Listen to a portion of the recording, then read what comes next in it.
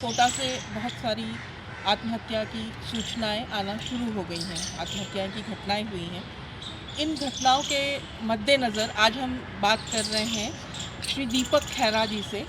दीपक खेरा जी Indian railway में financial adviser हैं। कोटा से इनका जुड़ाव जो है उनकी बेटा दोनों की वजह से रहा और वो खुद भी 1.5 साल वहाँ उनकी पोस्टिंग रही। इस 6-6.5 साल की अवधि में उन्होंने कोटा के कोचिंग सेंटर्स, कोटा के बच्चे, कोटा आने वाले या कोटा में अपने बच्चों को भेजने वाले अभिभावकों से भी उनकी मुलाकात हुई।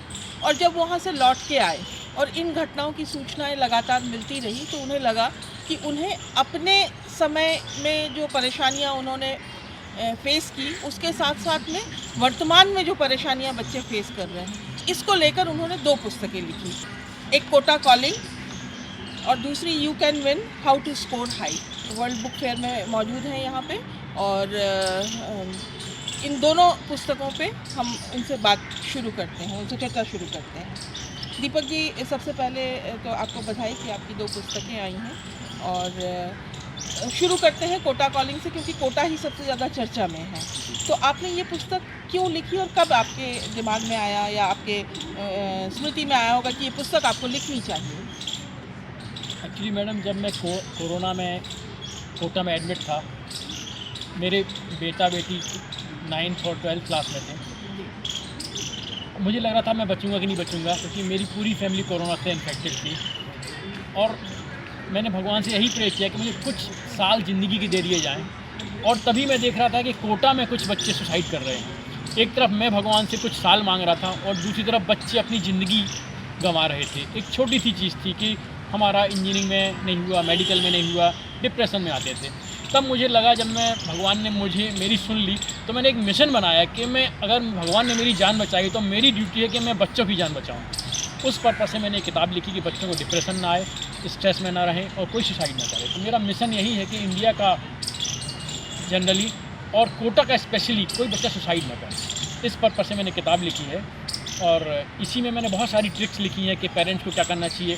ये किताब बच्चे छोटे क्लास के भी पढ़ सकते हैं, अगर उनके पेरेंट्स पढ़ा सकते हैं। अगर इंग्लिश समझ में नहीं आती तो पेरेंट्स समझ के बच्चों को समझा सकते हैं।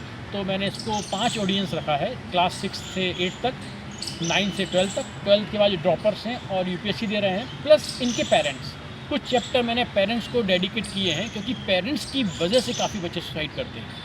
एकेडमिक प्रेशर तो अलग है, बट पेरेंट्स का जो फाइनेंशियल लॉस हो जाता है, लोग सोचते हैं मैंने पैसा खर्च कर दिया, अब बच्चा नहीं बना, तो वो चीज़ के लिए मैंने इसमें भी लिखा।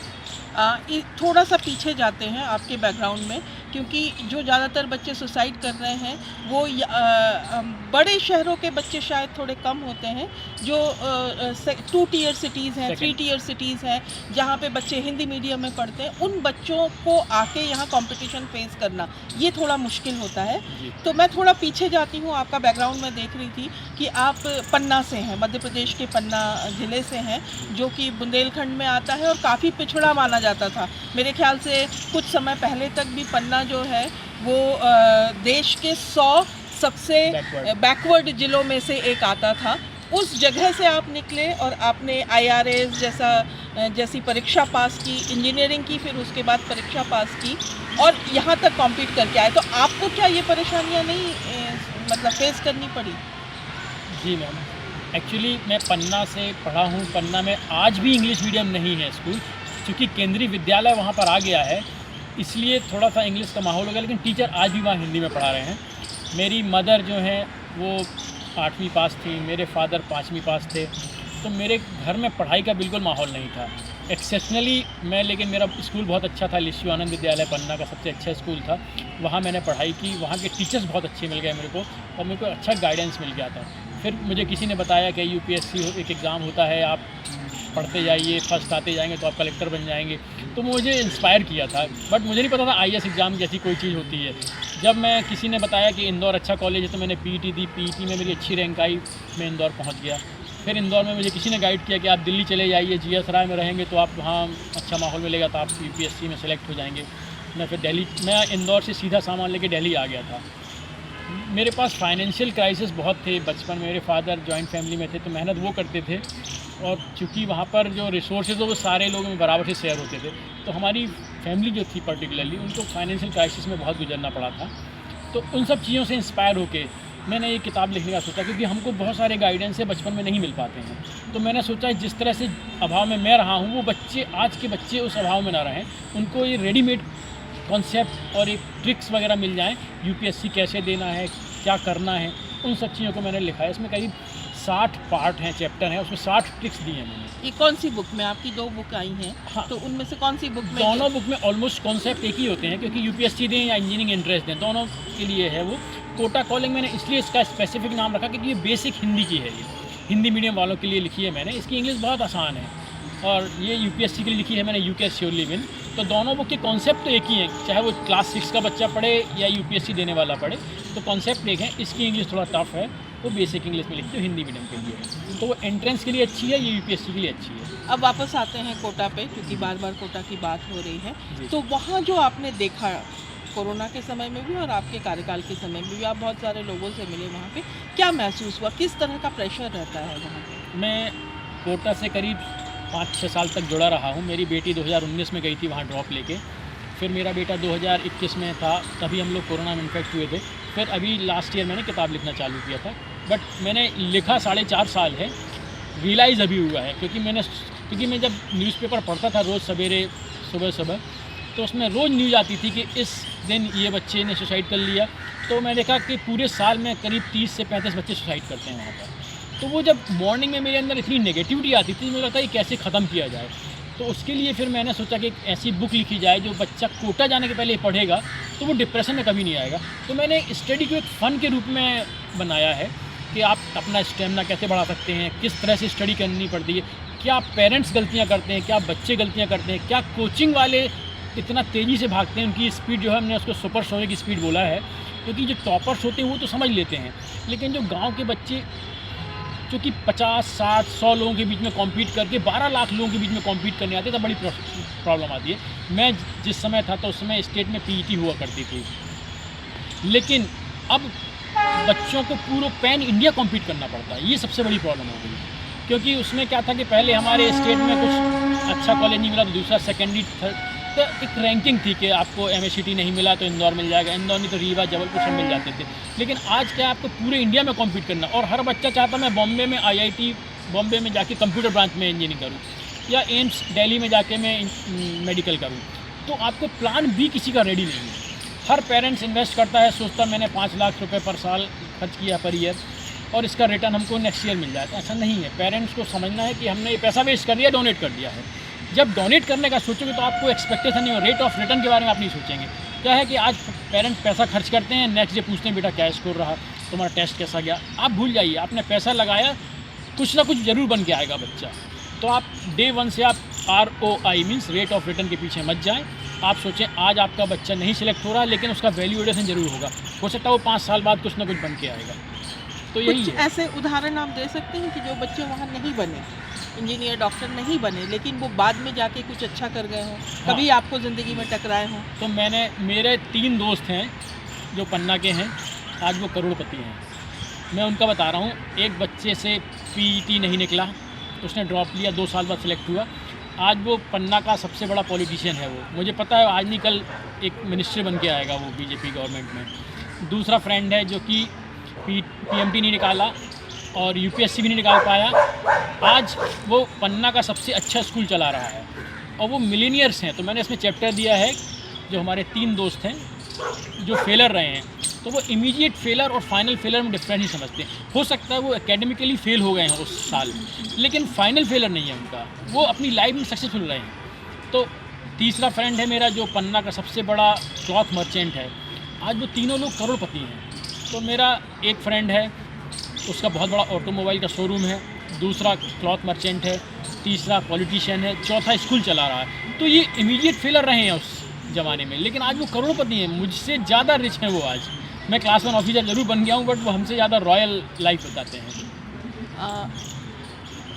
यूपीएससी के बच्चे, दिल्ली पे चूँकि बात हो रही है तो यूपीएससी की बहुत बात होती है, और बच्चे यहाँ आते हैं देश भर से काफ़ी उसके लिए कोचिंग के लिए, और यहाँ पे मुखर्जी नगर तो आपने देखा ही होगा तो जिस तरह का है, उनके लिए क्या है? क्या दोनों में कोई डिफरेंस है? मतलब जो इंजीनियरिंग की पढ़ाई कर रहे हैं और यूपीएससी में कितने लेवल का डिफरेंस है? एक्चुअली जो बच्चा आईआईटी टारगेट करता है वो आईएएस टारगेट करता ही करता है, अगर उसको फॉरेन नहीं जाना है। क्योंकि हर बिहार के बच्चों को मैं स्पेशली बोलना चाहता हूँ, उनके डबल आई पे चलता है, आईआईटी एंड आईएएस।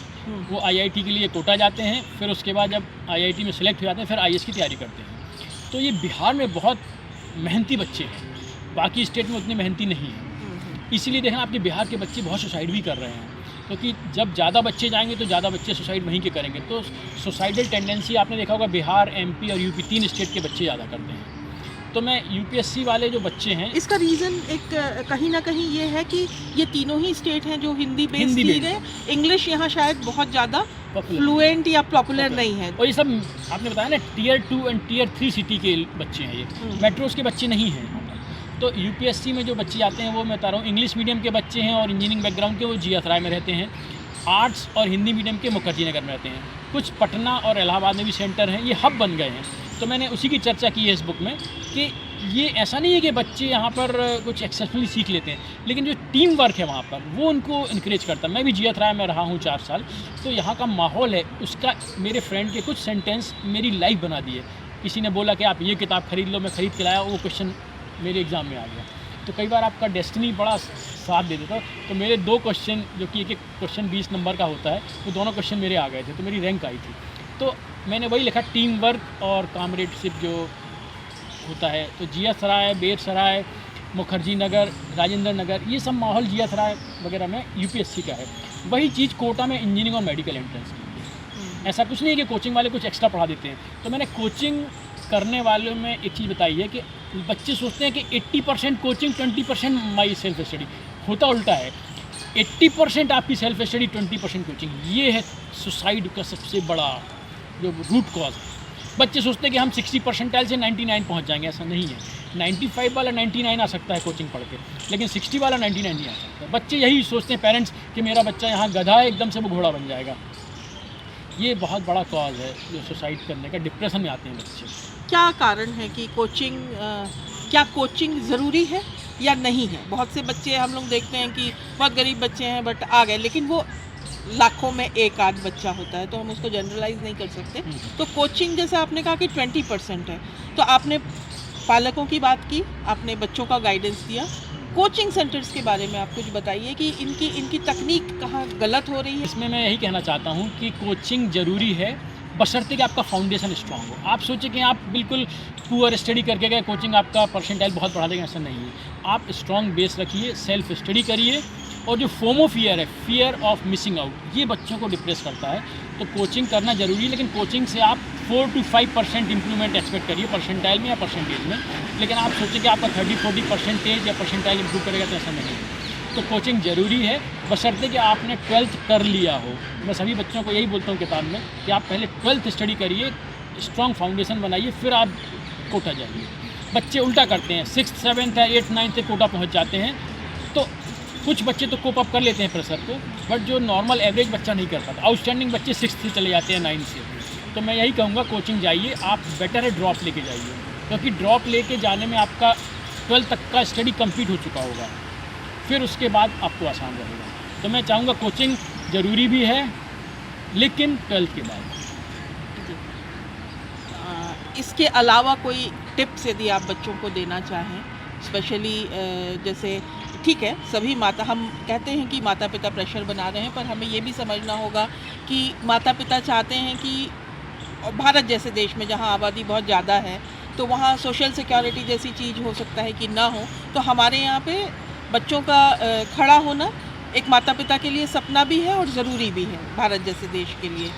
तो ऐसी स्थिति में बच्चों को प्रेशराइज़ करना, कई बार ये होता है ना कि प्रेशर करके थोड़ा बच्चे ज़्यादा अच्छे निकल जाते हैं कि भाई थोड़ा प्रेशर डाला तो इसलिए बच्चे अच्छे निकल गए। तो पूरी तरह से दोष माता पिता को देने के बजाय यदि हम बच्चों को थोड़ा और स्ट्रॉन्ग करना चाहें मेंटली, जो उनके आगे भी काम आएगा, तो क्या होना चाहिए?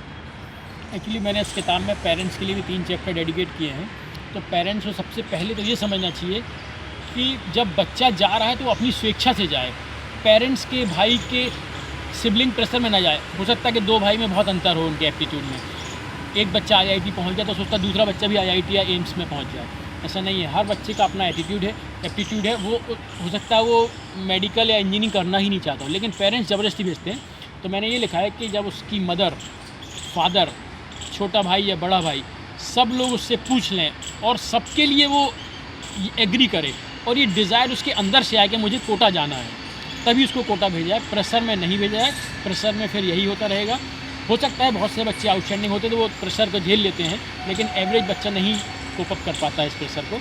और पेरेंट्स को मैं यही कहूँगा कि जब सब तरफ से उसकी हाँ हो तभी भेजा जाए और ये डिज़ायर उसकी अंदर से निकले कि मुझे कोटा जाके पढ़ाई करनी है। उसको अंडर मेंटल प्रेशर, उसको कंपैरिजन भी नहीं किया जाए कि हमारा बड़ा बेटा निकल गया तो छोटा बेटा निकलेगा या पड़ोस का बच्चा निकल गया, तो कंपैरिजन बिल्कुल नहीं करना चाहिए उनको। और बच्चों को मैं एक सीख देना चाहता हूँ, बच्चे डायरेक्ट टफेस्ट क्वेश्चन अप्रोच करते हैं, वो नहीं करना चाहिए। मैंने इसमें 70-20-10 स्ट्रेटेजी लिखा है। उसका मतलब है कि 70% क्वेश्चन ईजी होते हैं, 20 थोड़ा टफ होते हैं, 10% टफेस्ट होते हैं। बच्चे 10% में अटैक करते हैं और ये 70 + 20 भूल जाते हैं। तो मैंने वही कहा है कि आप पहले टारगेट 70% से करिए, उस इनर्शिया में आपका 20% कवर हो जाएगा और जो टाइम बचेगा उसमें 10% में आप टारगेट करिए। लेकिन बच्चे सबसे पहले 10 का टारगेट करते हैं। लिखते वक्त ये मतलब आंसर करते वक्त आंसर कर देना है। अच्छा, मतलब जब परीक्षा वो दे रहे हैं प्रैक्टिस करते हैं, मान लीजिए आपको लग रहा है ये चैप्टर इजी है तो लोग छोड़ देते हैं, सोचते हैं मैं टफ वाला करूँगा और वो 70 छूट जाता है, 20 भी छूट जाता है, बाद में पता होगा 10 के चक्कर में फिर ये 90 भी चला गया। मैं कहता हूँ आप 70 में स्मूथ राइड रहेगा आपका, फिर 20 थोड़ा टफ होगा, फिर 10 पे जाइए। लेकिन बच्चे पहले 10 पे आ जाते हैं तो वो उनको डिप्रेशन आना चालू होता है। तो पहले उनको टारगेट करना 70। मैं बता रहा हूँ 2 क्वेश्चन मेरे UPSC में आए थे 94 बैच में। एक क्वेश्चन था कि कौन सा सांप अपना घोंसला बनाता है। तो मैंने अपनी बहन से एक किताब लेके सारे सांप पढ़ लिए। 15 दिन मैंने पूरी बुक पढ़ ली बायोलॉजी की। फिर मैंने देखा, मैंने 10 दिन बाद मुझे किसी भी सांप की फीचर याद नहीं थे, तो मुझे लगा ये मिसलीडिंग क्वेश्चन है। फिर मैंने देखा कि अगले साल एक क्वेश्चन आया कि कौन सा मुग़ल दरबारी 7 मुग़लों का शासन देखा, या जो दरबारी था जो सल्तनत का शासन देखा। तो ऐसे क्वेश्चन मिसलीडिंग थे, उसमें डायरेक्ट आपको कहीं नहीं मिलेंगे। तो मुझे लगा कि ये क्वेश्चन 1% से भी कम है और रिपीट कभी नहीं होना इनको दोबारा। तो ये मिसलीडिंग क्वेश्चन 1% को टारगेट करके आप 99 खो देते हैं। तो बच्चों को वही बताना कि आप जो इजी क्वेश्चन है वो करिए 70, फिर 20 पे, फिर 10 पे। ये हम 0.5% से भी कम क्वेश्चन में मिसलीड हो जाते हैं और गलत राह पे चल देते हैं। ये डिप्रेशन का बहुत बड़ा रीज़न है और स्कोर इससे बहुत पुअर आता है। तो मैंने ऐसी करीब 70 टेक्निक लिखी हैं बच्चे जो गलती करते हैं या पेरेंट्स वगैरह। तो इस बुक को जब पढ़ेंगे जब आप, तो आपको लगेगा वाकई में मेरा स्टेमिना बढ़ गया। एक ट्रिक बताता हूँ बच्चों के लिए, बहुत काम आएगी। मेरे को अगरबत्ती जलाने की आदत GR में पड़ गई थी, क्योंकि एक अगरबत्ती आती थी उसमें वुड्स ब्रांड की जो आती थी साइकिल कंपनी की। तो मैं अगरबत्ती जलाता था, सोचता था कि जब ये 75 मिनट जलेगी तो मैं उस चेयर से नहीं उठूँगा। तो मेरा स्टेमिना बढ़ता गया। उस समय सबसे बड़ी अगरबत्ती वही थी। तो मैं अगरबत्ती जला के 75 मिनट कंटिन्यूस विदाउट ब्रेक पड़ता था मैं। तो उससे मेरा एक सिंगल स्टिंग 75 मिनट हुआ। फिर मैंने टारगेट बनाया कि जब जब मैं इस टारगेट को ब्रेक करूँगा तो लिखूँगा उसमें।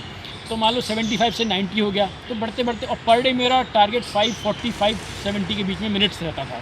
तो मतलब 9 घंटे था। फिर वो बढ़ा के मैंने 12 घंटे भी किया। तो ये अगरबत्ती या कोई टाइमर आप देख लीजिए, आप सोचिए कि मुझे उठना ही नहीं है, और जिस दिन आपने टारगेट पूरा किया तो आप उसको स्टार मार्क दें कि I have achieve this target. तो वो आप देखेंगे आपको बहुत बड़ा फ़ायदा होता है उससे। तो ये ऐसी टिक्स हैं। तो बच्चों का स्टडी स्टेमिना बढ़ेगा तो उनका स्कोर इम्प्रूव होगा, डिप्रेशन के केसेस कम हो जाएंगे, स्टडी एक फ़न की तरह चालू हो जाएगा। तो मेरी ऑटोबायोग्राफी प्लस मोटिवेशन दोनों मिलके सेल्फ हेल्प बुक है। तो इसमें कोई कहीं से मैंने जो मेरी सारी ट्रिक्स मेरी खुद की हैं और अपने दिल से लिखा है, क्योंकि गांव को बच्चों को प्रॉब्लम होती है, उनको गाइडेंस नहीं मिल पाता। क्योंकि पढ़ना, जैसे गांव में आज भी इंग्लिश मीडियम स्कूल बताया मैंने, नहीं है वहाँ पर, केंद्रीय विद्यालय है ज़रूर, बट टीचर्स मेनली हिंदी में पढ़ाते हैं, क्योंकि बच्चे भी समझने वाले नहीं है वहाँ पर। तो वो अगर टीचर पढ़ाएगा भी तो बच्चे नहीं समझ पाएंगे। तो पन्ना जैसा बैकवर्ड जिला जो है उसके लिए स्पेशल अटेंशन देना पड़ेगा गवर्नमेंट को। और जो पहले PET का सिस्टम था वो बहुत अच्छा था, क्योंकि आपको पता था कि आपके स्टेट का सिलेबस है ये, MP state board, UP state board. तो बच्चों को इंजीनियरिंग कॉलेज में जाना आसान था, मेडिकल कॉलेज में। अब आपका कॉम्पिटिशन पैन इंडिया हो गया। अभी आप पहले आपको 40,000 बच्चों में कॉम्पीट करते थे, अब आप 12 लाख बच्चों में कॉम्पीट करते हैं। तो मैंने वही लिखा कि swimming in A pond is different from swimming in an ocean. तो आप जब समुंदर में तैराकी करते हैं और पॉन्ड में, दोनों में बहुत अंतर होता है। तो ये समुंदर में तैराकी की जैसा है कोटा में जाना। तो मैंने वही दोनों को कंपेयर करके बताया है कि बच्चे मेंटली प्रिपेयर होकर अपना फाउंडेशन स्ट्रॉन्ग करके ही जाएँ, तभी आप कोटा में सक्सेसफुल हो पाओगे। आपका। एक आखिरी सवाल जी। इसमें और जानना चाहेंगे, क्योंकि पूरी बात हुई है कि जो 2 टियर 3 टियर सिटीज़ के और ख़ासकर हिंदी मीडियम के बच्चे हैं, बट आपकी बुक अंग्रेज़ी में है, तो ये हिंदी में कब आ रही थी किताब? एक्चुअली मैंने जब ये बुक मेरे बहुत सारे पेरेंट्स ने ख़रीदी है, गाँव के बच्चों ने ख़रीदी, तो सब लोग यही डिमांड कर रहे हैं कि आपकी हिंदी ट्रांसलेटेड बुक कब आएगी। क्योंकि इसका रीज़न क्या है, जो मेरी बुक है ये टारगेट कर रही है जो इंजीनियरिंग और मेडिकल का एंट्रेंस देते हैं, वो सब हिंदी स्टेट्स हैं, एमपी, यूपी, बिहार, राजस्थान। तो इसके अलावा पेरेंट्स बोले कि सर आपकी बुक इतनी अच्छी है, मेरे बच्चे ने पढ़ी, मुझे भी पढ़नी है, बट मेरे को अंग्रेज़ी नहीं आती है। तो मेरे पास करीब 5-6 पेरेंट्स आए, तो फिर मैंने अभी जस्ट कॉन्ट्रैक्ट दिया है ट्रांसलेशन का। तो जैसे ही ट्रांसलेट होगी, मुझे लगता है 4 या 5 महीने लग जाएंगे। तो अगला जो एकेडमिक सेशन है, उसके पहले मैं चाह रहा हूँ कि मई के पहले हमारी बुक आ जाए मार्केट में। और डिमांड बहुत है इसकी, पेरेंट्स बहुत ज़्यादा जागरूक हैं पढ़ने के लिए कि इसमें हमने क्या लिखा है, क्योंकि जो ट्रिक्स हैं इससे बच्चों का स्कोर इम्प्रूव होगा। और चूँकि पेरेंट्स के चैप्टर भी हैं उसमें, तो उनको एक इंटरेस्ट आ रहा है। तो जल्दी ही आ जाएगी, 3 या 4 महीने लगेंगे, क्योंकि मैंने कॉन्ट्रैक्ट एग्रीमेंट कर लिया है इसका, और पब्लिश हो जाएगी जल्दी। बहुत बहुत धन्यवाद दीपक सर, थैंक यू। हमसे बात करने के लिए।